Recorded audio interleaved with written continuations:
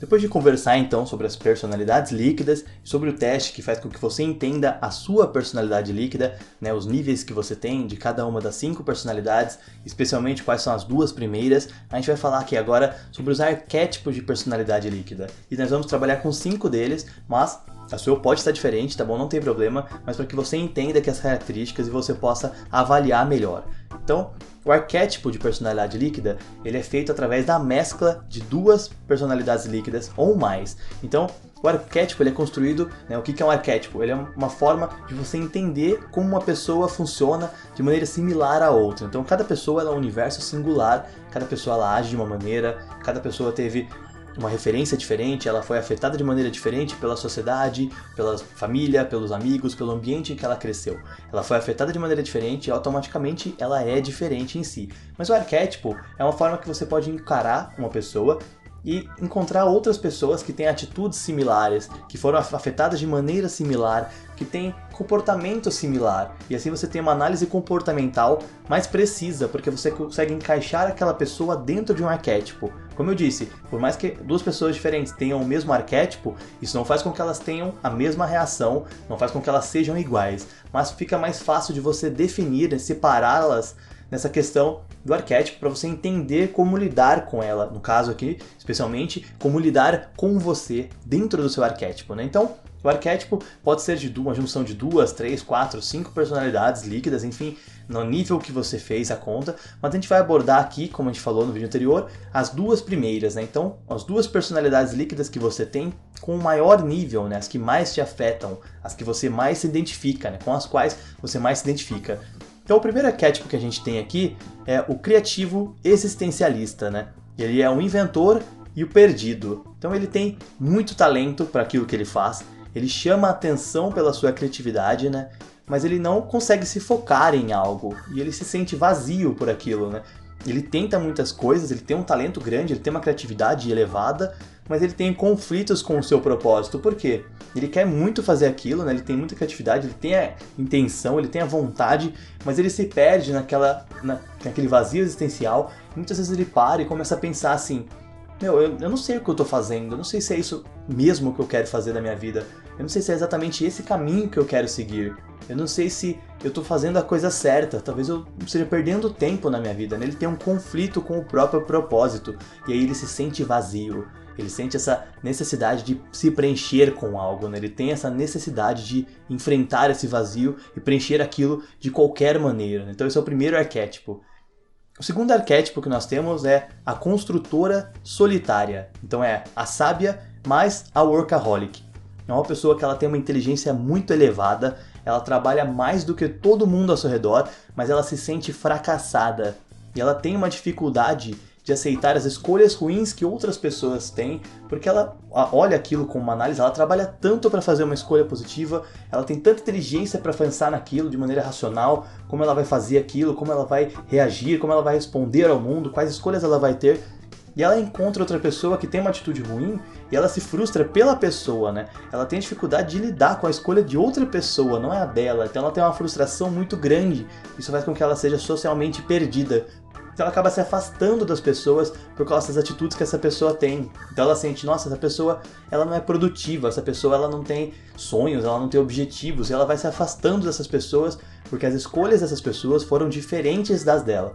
Isso não quer dizer que são escolhas erradas, mas ela, em virtude da inteligência, ela encara aquilo de uma outra maneira e ela pensa sobre como aquilo poderia ter sido diferente, né? Nossa, como a vida dessa pessoa poderia ter sido diferente se ela tivesse escolhido assim o que eu escolheria, entendeu? Lógico, isso não está afetando uma visão de realidade. Muitas vezes ela encontra uma realidade distorcida naquela informação, ela enxerga de fora e não é necessariamente uma escolha, muitas vezes aconteceu e ela não tinha como evitar, mas a construtora solitária, ela tem essa frustração pelas escolhas dos outros e ela se perde socialmente, ela perde muitos amigos, ela perde muitos amores, porque ela tem essa razão na hora de escolher e ela trabalha demais, então isso faz com que ela se afaste dos outros, né? Ela não tem como evitar esse afastamento, né? Nosso terceiro arquétipo de personalidade líquida, então, é a depressão enérgica, né? É o motivador mais a workaholic. Então essa pessoa ela tem uma energia violenta no trabalho, ela trabalha demais, ela parece que ela nunca se cansa, né? Gera ótimos resultados, ela tem muita admiração pelas pessoas que estão ao redor dela, geralmente ocupa uma posição de liderança com facilidade, com velocidade, porque as pessoas admiram o seu trabalho, mas ela fica muito sozinha quando ela não está trabalhando, né? Porque ela tem essa necessidade de mostrar que está feliz, então as pessoas pensam que ela está feliz, que ela está plena, ela está tranquila, mas na verdade ela está mal, ela não está conseguindo lidar com aquilo, mas ela transmite a felicidade para os demais e trabalha demais. Então as pessoas acham que todas as áreas da vida dessa pessoa estão preenchidas, estão completas, quando na verdade não estão. Ela está sofrendo por aquilo, né, por estar se entregando demais ao trabalho, por estar se entregando demais aos resultados, profissionais especialmente, mas ela não mostra essa solidão, então ela encara aquilo de maneira sozinha, encara com independência, encara trabalhando mais, encara tentando fazer os outros felizes e esquece de fazer a si mesma feliz. O quinto arquétipo, então, nós vamos chamar de o entusiasta do abismo. Ele é uma mescla do motivador e o perdido. Então essa pessoa, ela precisa fazer os outros felizes. Ela precisa fazer com que outras pessoas se sintam felizes. E ela se coloca no meio das pessoas para tentar fazer com que essas pessoas sejam felizes, né? Porque ela não consegue se sentir sozinha. Então ela não está feliz, mas ela mostra que está feliz, ela finge que está feliz e ela tenta deixar todo mundo feliz. Ela esconde o próprio problema para escutar o problema do outro, para tentar ajudar o outro com o problema, para tentar resolver o problema de outra pessoa. Ela explode por dentro, né, ao tentar fazer isso. Ela tá dentro de uma situação tóxica, muitas vezes ela entende que aquilo é tóxico, mas ela demora para se afastar da situação tóxica porque ela quer que a pessoa do outro lado, a pessoa que é tóxica muitas vezes, se sinta melhor, ela não quer machucar ninguém, então por isso ela se permite, né, ser machucada, ela permite que machuquem, né, ela permite que as pessoas causem ferimentos a ela, porque ela tem medo de ferir, ela tem medo de desagradar, né, então essa pessoa, ela tenta fazer todo mundo feliz, mas ela se sente sozinha, então ela se joga no meio das pessoas, mesmo quando isso cobra muito caro, mesmo quando ela se sente mal por isso, e ela faz piadas, né, do próprio caos. Ela faz a situação dela de piada para que as pessoas deem risada junto com ela, quando na verdade ela não está rindo, né? Então ela faz as pessoas darem risada da própria situação. Ela se transforma em piada sem perceber. Esse é o entusiasta do abismo. E o nosso quinto arquétipo, né, de exemplo aqui, a gente está falando sobre a visionária cega, que é a sábia e o inventor. Então essa pessoa, ela tem muita inteligência e ela tem muitas ideias, ela tem muito conteúdo dentro dela, mas ela se frustra porque não consegue ter foco. Então ela tem tanta coisa dentro dela que ela não consegue mostrar para os outros, ela se perde na própria criatividade, ela afunda no mar da procrastinação. Ela começa a enrolar para fazer, porque ela não se sente capaz, ela não se sente focada, ela acha que falta alguma coisa para fazer aquilo, e aí ela procrastina, né? Quando ela não consegue entregar aquilo que ela se propôs a entregar, ou seja, quase sempre, ela tem crises, né? Porque ela não entende as escolhas simples de outras pessoas, ela não entende as próprias escolhas muitas vezes. E ela não entende por que ela tem tanto conteúdo e não consegue trabalhar aquilo. Por que ela está tão para trás do que as pessoas que estão simplesmente trabalhando por algo, simplesmente trabalhando sem razão muitas vezes. Ela tem muita ideia, ela tem muita coisa, ela tem uma bagagem imensa que ela poderia trabalhar para gerar recurso, para gerar retorno, mas ela não consegue fazer isso, né? Então ela quer usar, ela quer ser arriscada, mas ela não consegue gerar resultados com aquilo. Ao mesmo tempo ela espera que todo mundo seja mais ousado da forma como ela é, mas ela não é um bom exemplo de ousadia, porque ela não conseguiu ainda gerar um resultado. Ela ainda não conseguiu, né, criar alguma coisa sólida, criar alguma coisa palpável. Ela tenta, ela quer mostrar aquilo como exemplo, mas aquilo não é um exemplo ainda, entendeu?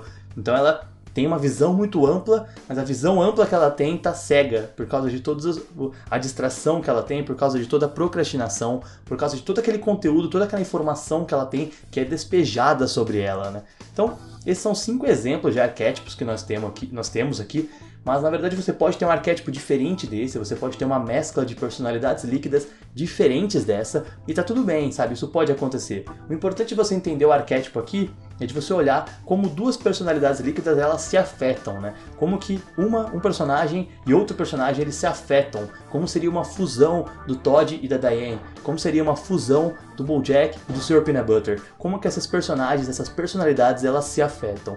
E assim você vai entender melhor como aquilo afeta você, com o que você se identifica, o que você precisa fazer, como que você pode agir melhor, como que você pode lidar com aquilo. essa é a nossa série, aqui encerra a nossa série sobre personalidades líquidas. Espero que vocês tenham gostado bastante do conteúdo, tenham se identificado com as nossas avaliações, com as nossas análises, que isso tenha aberto os olhos de vocês para essa questão de personalidade, sobre como o BoJack Horseman é uma série muito inteligente para que a gente possa entender mais sobre nós mesmos. E nós vamos voltar a abordar essa série em outros conteúdos, vamos conversar sobre ela, sobre diversas formas, né, que essa série pode agregar conhecimento e aprendizado para nós. E eu espero que vocês tenham gostado bastante disso e que isso tenha afetado vocês positivamente, tá bom? Deixem suas críticas, comentários, né? Se inscrevam no canal, curtam nossos vídeos, né? Deixem os seus likes, compartilhem com seus amigos, compartilhem com as pessoas que vocês acham que possam ter um bom desenvolvimento através desse conhecimento, né? Dessa conversa, desse conteúdo, as pessoas que vocês acham que precisam saber disso, né?